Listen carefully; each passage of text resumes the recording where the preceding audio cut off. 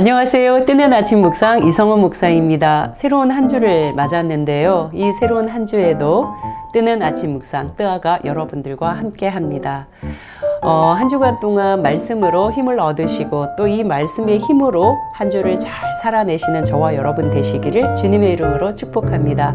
오늘 함께 나눌 말씀은 출애굽기 21장 1절에서 6절 말씀입니다. 내가 백성 앞에 세울 법규는 이러하니라.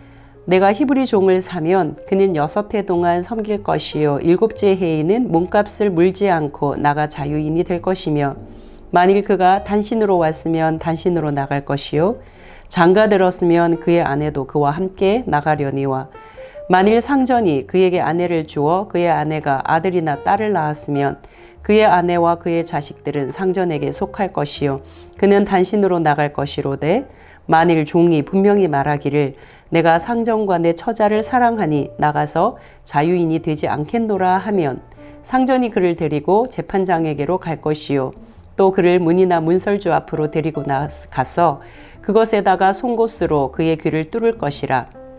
그는 종신토록 그 상전을 섬기리라. 아멘. 출애굽기 20장부터는 언약법전이 이어지는데 우리는 법 그러면은 좀 딱딱하죠. 불편하고요.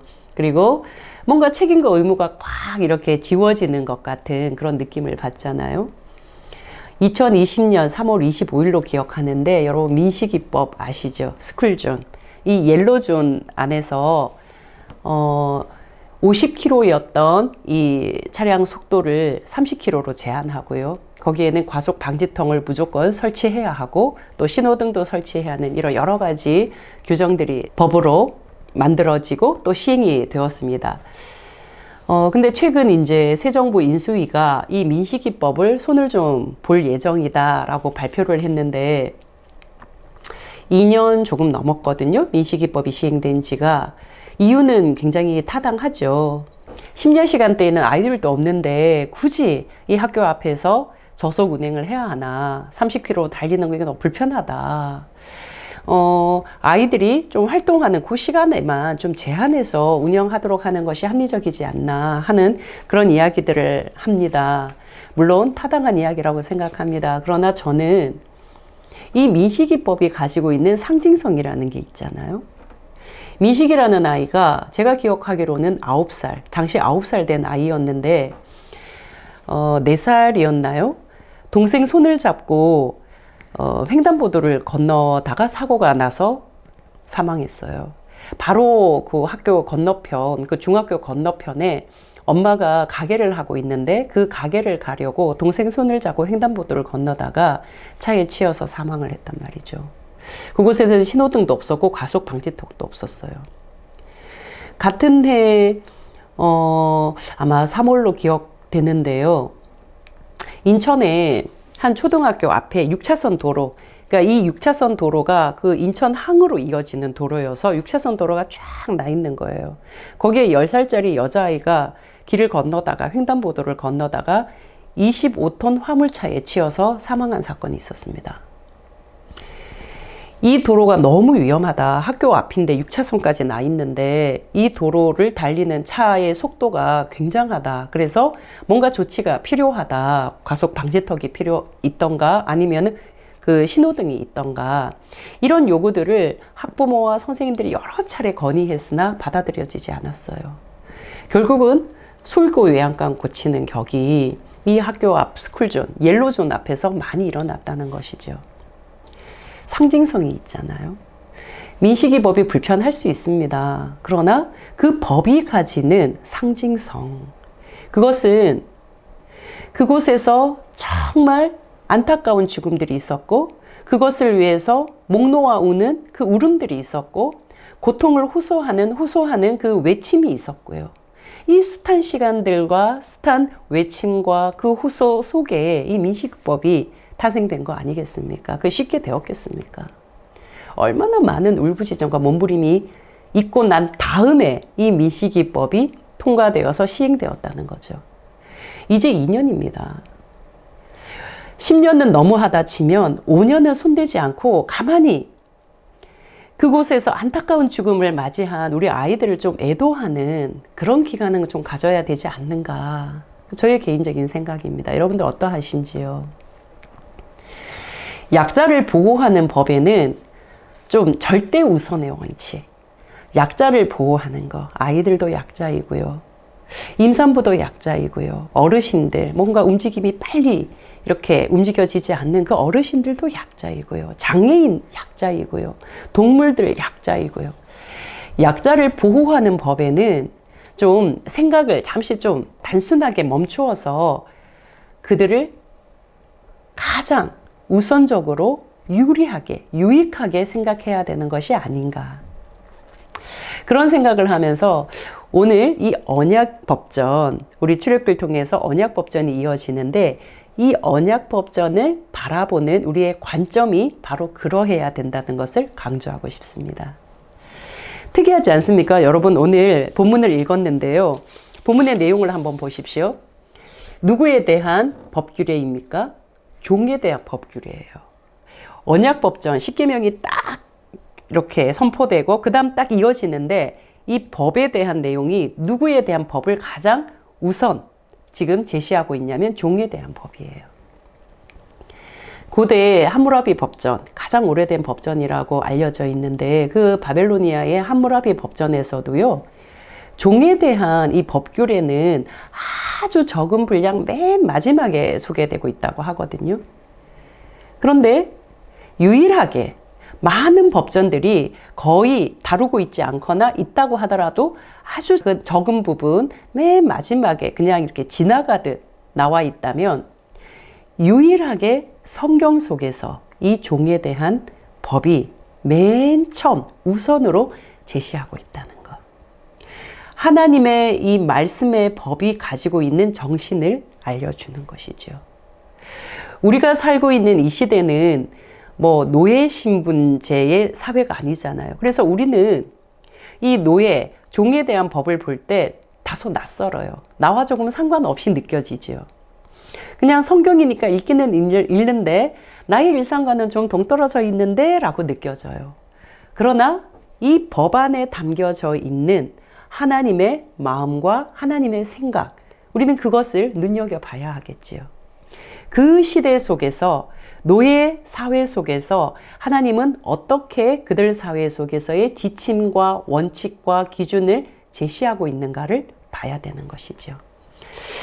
내용을 보면 이렇게 두 가지로 구분되는데 남종에 대한 거 1절부터 6절까지, 여종에 대한 거 7절부터 11절까지 나누어져 있어요. 남종에 대한 것은요, 크게 세 가지로 정리하고 있습니다. 첫 번째는요, 6년 동안 일했으면 7째는 풀어줘라는 거예요. 두 번째는요, 그 풀어줄 때 그 사이에 결혼을 했다면 그의 처자, 아내도 같이 풀어줘야 된다는 거예요.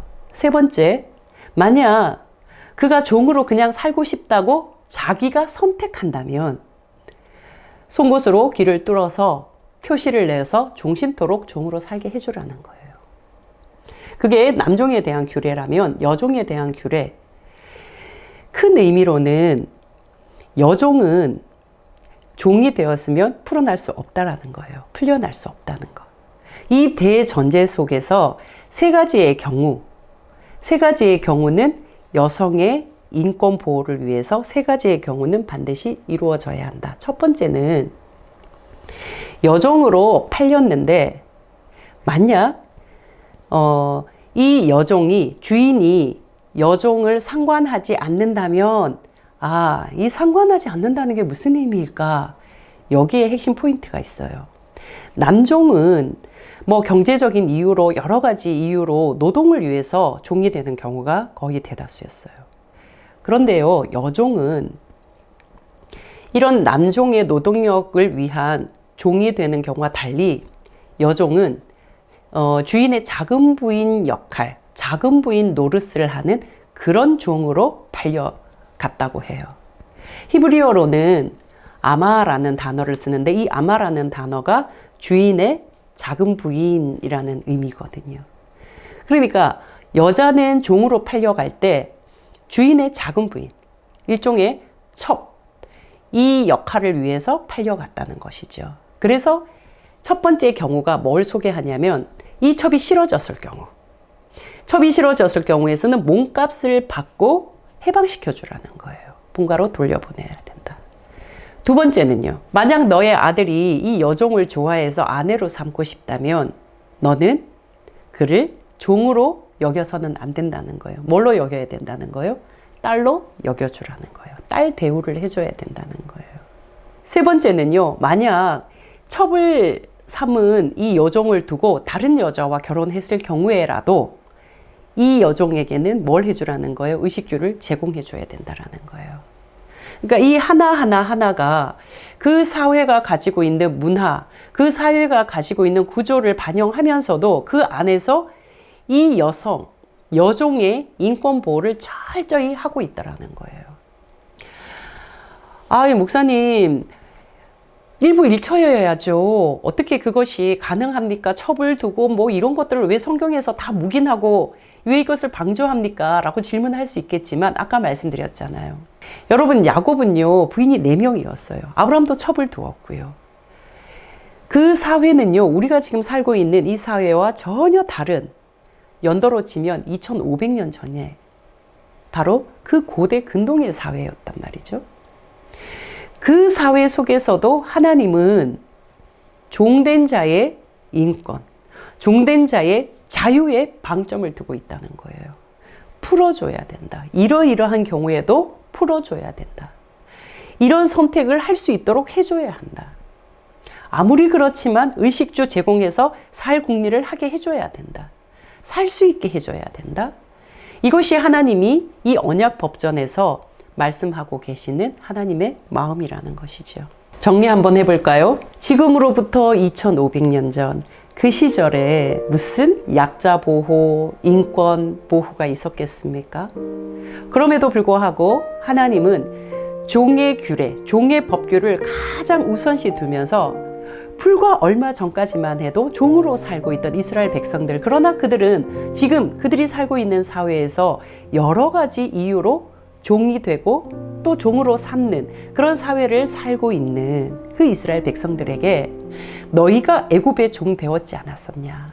너희가 애굽에서 종이었지 않았었냐? 그러면 그 종이 받는 고통과 억압과 아픔과 눈물을 누구보다 잘 알지 않냐? 너희는 비록 어쩔 수 없는 구조와 환경 속에 노예를 삼는 그런 삶으로 살아간다 하더라도 얘들아, 종을 종처럼 부려서는 안 된다. 비록 너희가 노예의 신분을 인정하는 사회에 살고 있다 하더라도 종을 종처럼 부려서는 안 된다. 이 말씀을 지금 하나님께서 언약법전을 통해서 말씀하고 계시는 것이지요. 오늘은 우리가 이런 고민과 이런 생각을 해보았으면 좋겠습니다. 비록 우리가 살고 있는 사회는 제도적으로 노예는 없습니다. 종도 없습니다. 그러나 나는 나도 모르게 나 아닌 타인을 노예처럼, 종처럼 억압하고 착취하고 있지는 않는가. 나는 나도 모르게 나 아닌 누군가의 자유를 억압하고 있지 않는가. 나 아닌 누군가의 자유를 착취하고 있지 않은가. 내가 자유롭자고, 내가 편하자고 누군가의 자유 있는 시간을 보장하지 못하고 있는 것은 아닌가. 내가 편하기 위해서 누군가 자유를 누려야 할 그 시간을 내가 빼앗고 있지 않는가라는 것입니다. 부모이잖아요. 부모이기 때문에 나도 모르게 자녀에게 계속 요구하는 것. 자녀가 힘들어함에도 불구하고 나의 욕구, 마음의 욕망을 위해서 자녀에게 계속 무언가를 지시하고 요구하고 계속 뭔가를 던지는 것. 그 자녀가 자유를 누릴 수 있을까? 내 자녀는 정말 자유를 누리고 있는 존엄한 인간인가? 내 남편은, 내 아내는 자유를 잘 누리고 있는 것인가? 오늘 하루는 그것을 좀 생각해보는 하루가 되었으면 좋겠습니다. 너도 자유해야 하지만 너 아닌 다른 이도 자유해야 한다는 것. 내가 자유롭자고 누군가의 자유를 빼앗아서는 안 된다는 사실. 우리가 오늘 하루 잘 기억하면서 나와 관계 맺은 사람들의 자유를 조금 더 보장해주고 조금 더 배려해주는 그런 하루가 되었으면 좋겠습니다. 나의 존엄이 중요한 것처럼 타인의 존엄도 중요하다는 사실 잊지 않는 오늘 하루 되시기를 주님의 이름으로 축복합니다. 사랑하는 하나님, 오늘도 귀한 하루를 열어주셨습니다. 이 하루 하나님께서 우리에게 주신 말씀 기억하며 내 좋자고, 나 편하자고, 나 자유롭자고 누군가의 자유를 억압하고 있거나 착취하고 있거나 빼앗고 있지 않은지 생각하면서 나와 관계 맺은 사람들의 자유를 조금 더 보장하고 배려해주는, 생각해주는 복된 한 날 되게 하여 주시옵소서. 예수 그리스도 이름으로 기도합니다. 아멘.